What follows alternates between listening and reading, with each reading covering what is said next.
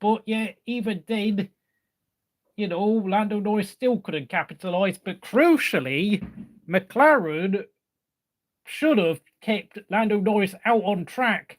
And had Lando Norris been kept out until the red flag instead of pitting, then Lando could have had the opportunity to actually win this race all by himself. And McLaren actually were Lando's worst enemy today, because the timing of their pit stop to fit at the same time as Russell was absolutely stupid, because the only way Lando could have got in front of Russell was to pit like at least 5 or 6 after Russell and to try and do the overcut on him today.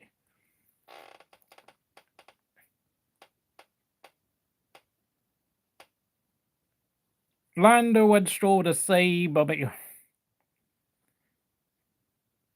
Russell joined Mercedes at the wrong time. Yeah, the problem with Lando Norris is that he's just basically a David Coulthard, Rubens Barrichello, Valtteri Bottas type of driver.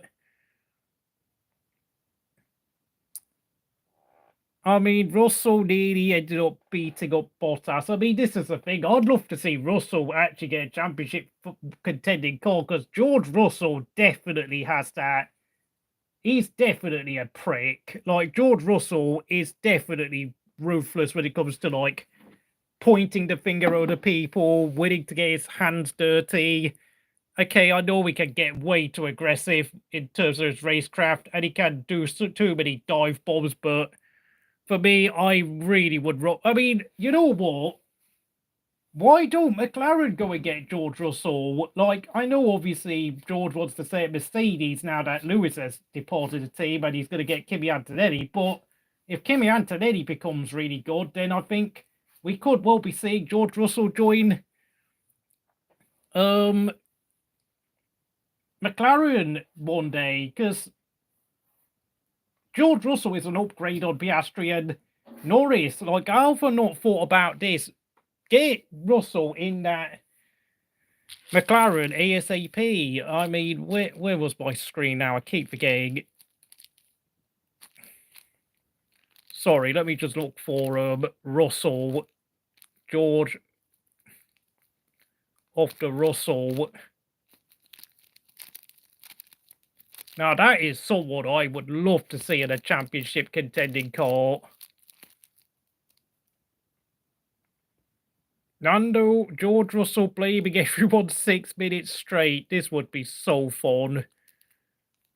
George panicking after his... Oh, yeah. George can't live without best mates. I mean, I suppose if George got full control at McLaren, he'd probably order McLaren to sign up Alex Albon as number 2. Gray's team radio moments. Crikey. Can't... If you can see that, crikey.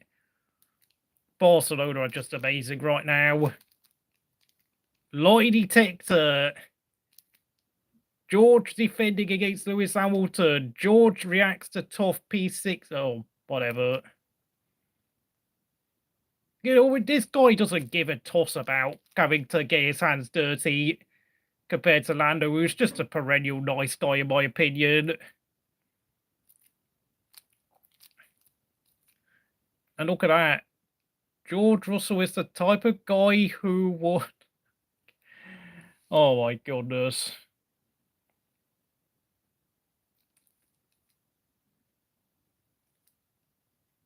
I mean, he's got his hands dirty many times, but the thing is, oh yeah, did he... Oh yeah, crashed out in qualifying. George will not be worried about making mistakes, like... And of course, he got pole position at Britain, Silverstone. I mean, yeah, George can be an annoying, whining arsehole, but, you know, in a championship fight, I would take George Russell over Lando Norris every day of the week. Every day of the week. And look, I've given up on Lando Norris. I've joined the F1